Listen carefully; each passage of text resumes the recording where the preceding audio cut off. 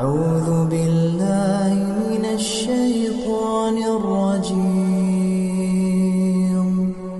بسم الله الرحمن الرحيم.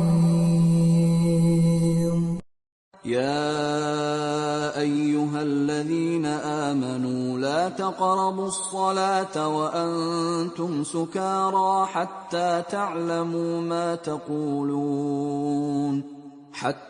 تعلموا ما تقولون ولا جنبا إلا عابري سبيل حتى تغتسلوا، وإن كنتم مرضى أو على سفر أو جاء أحد منكم من